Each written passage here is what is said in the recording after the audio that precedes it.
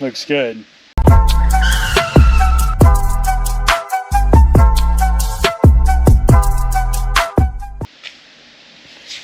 Let's see.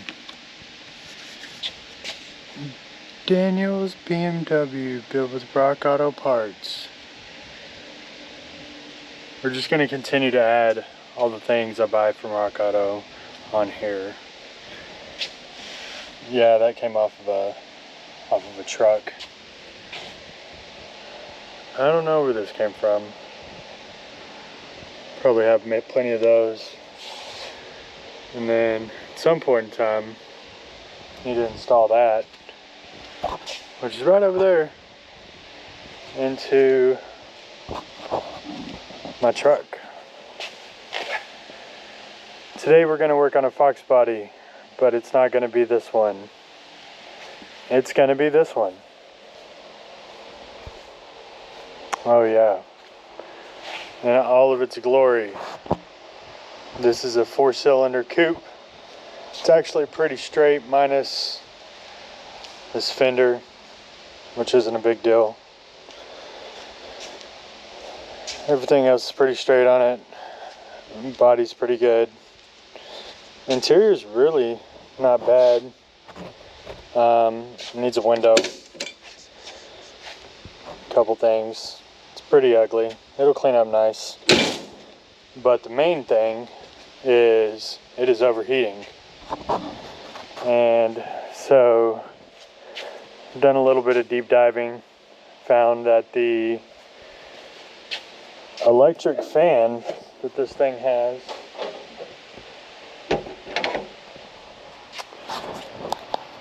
is shorting out. So we're going to replace that fan motor with the one I procured from the lovely Rock Auto.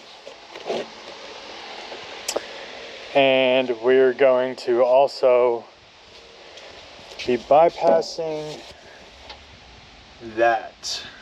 What is that? That is the heater core. Or well, those are the hoses that go into the heater core. When I ran this to see if it was actually overheating or not, big old puddle of coolant ended up on the floor there, telling me this heater core is bad. That'll be another video, but right now, in the effort to try to see if this little 4-cylinder will run and stay cool, we're just going to bypass that for now. We're going to replace this fan motor, double check some wiring on it, and then put some fresh coolant in it, see if we can get it to run. Might drive it around just a little bit, and if you know, if all's well in the world, we will carry on with doing some more stuff to it, and then namely getting that heater core replaced and doing a major tune-up on it. Then we might test our skills with paint, sand it down, replace the fender, pop that little ding out, and yeah, go from there.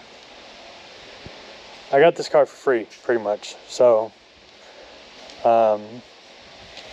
yeah, might as well see if we can get it to run right. Alright, let's get into it. I got my heater hoses cut, so I cut this one off,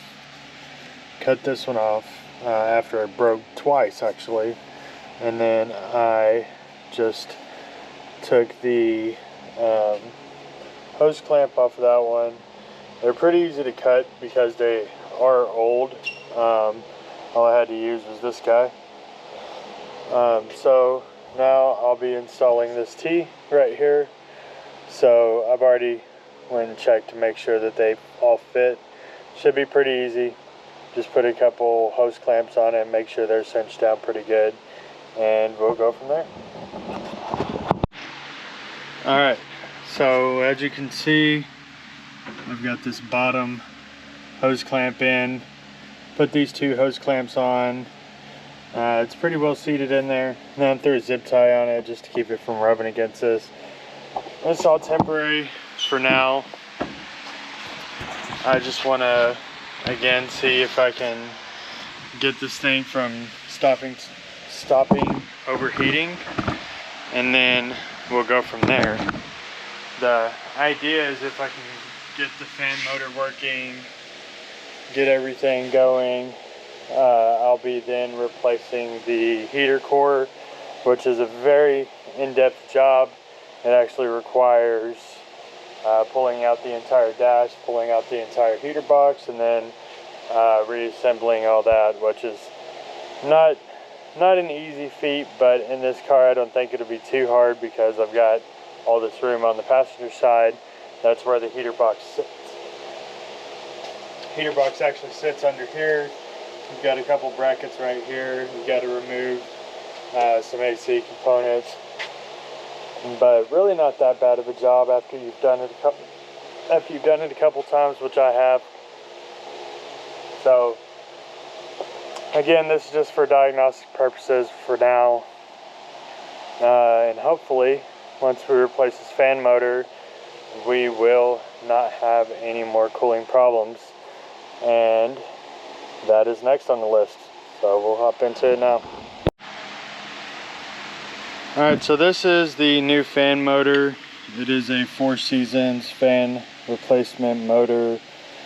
The one thing that I do want to check before I even get started on this is to make sure that the pigtail actually fits into here.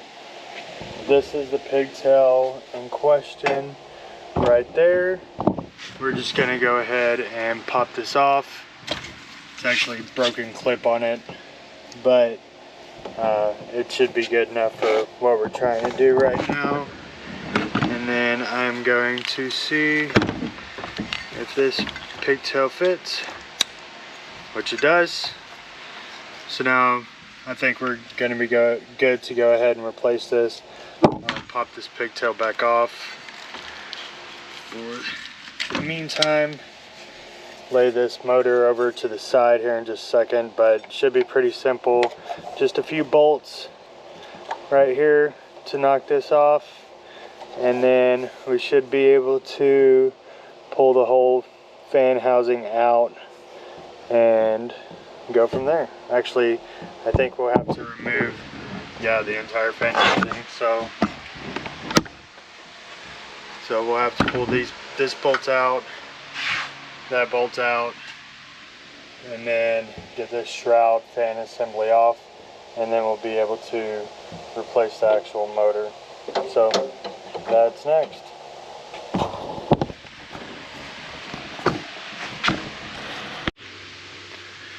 Alright, so once this is out of the radiator, so we had to take this clip off, and then that was on the top side, and then the bottom side of the radiator.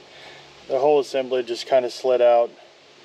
So again, we're going to be replacing the motor, flipping it over.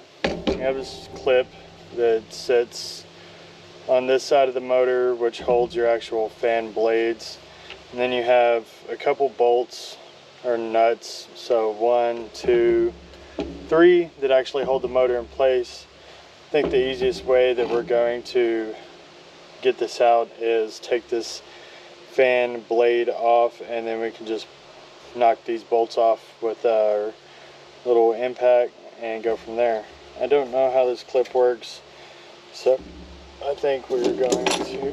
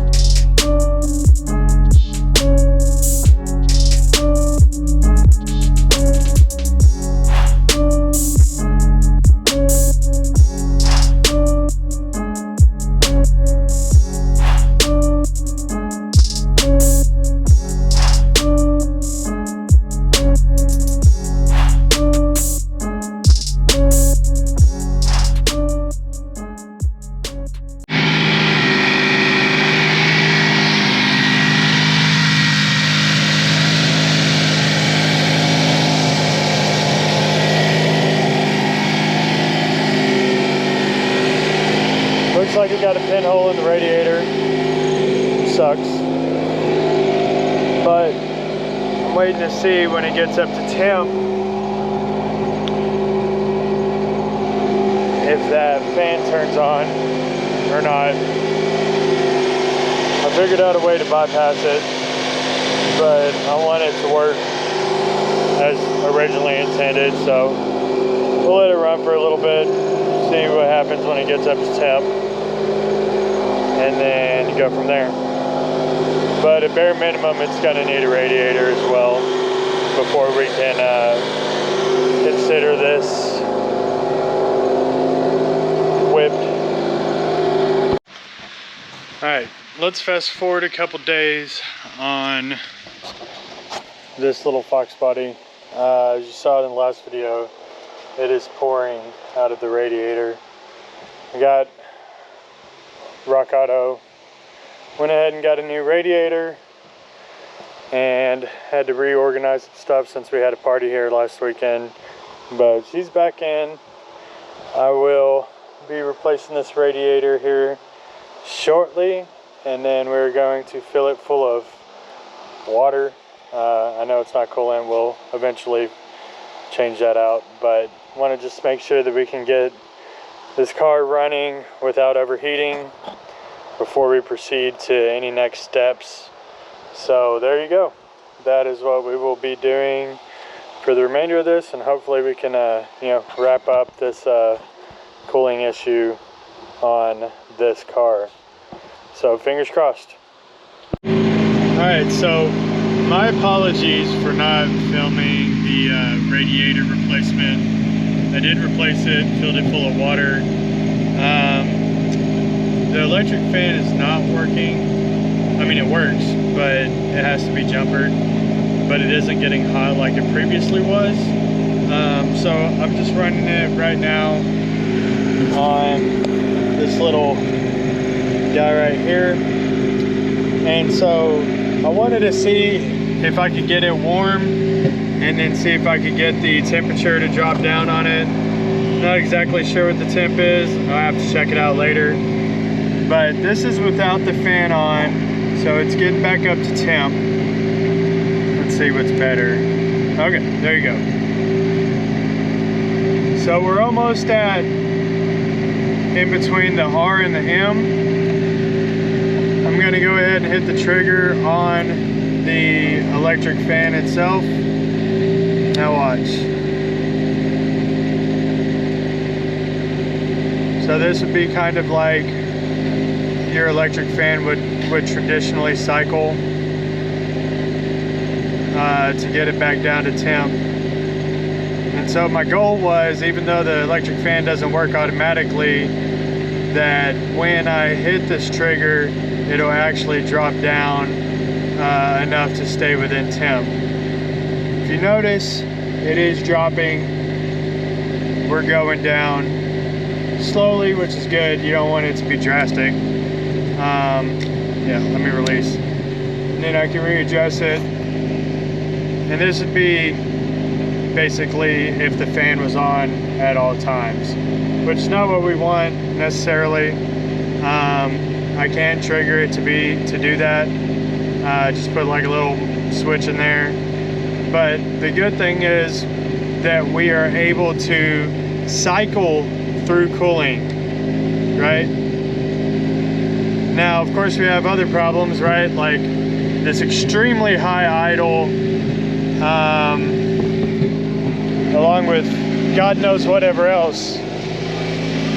But I do know that at bare minimum, I could drive this thing and it should not overheat on me. As long as, I cycle the fan, watch temperatures and so on. So I think the next thing I'm going to try to do is figure out how this temperature controller works. Yeah, it doesn't use the computer, from what my understanding is. It uses this temperature controller. I want to figure that out, but I also want to go ahead and start trying to figure out the high idle, some of these other things. I might even do a little compression test I don't think that there's any compression issue, but I just kind of want to clear any type of problem that this thing might have before I start actually putting some money or whatever, time, effort into it, etc. So once again, fan's off. You can see it rising. Let's cycle the fan again.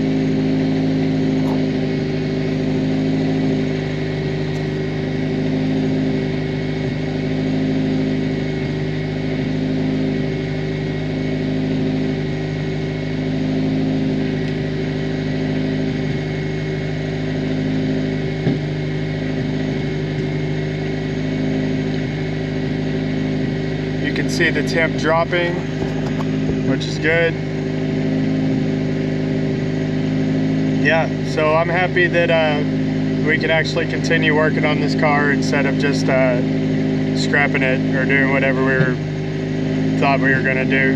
All right, let off. Idle's a little bit higher once I let that fan off. But yeah, cool. So I would say that we fixed the issue with it overheating, but I wouldn't say that we fixed the cooling issue as of yet. But some test drives, some other good stuff we'll be doing. Try to see if we can get this up to daily driver status. That'd be real cool. All right, until next one, be sure to like and subscribe. More content coming soon.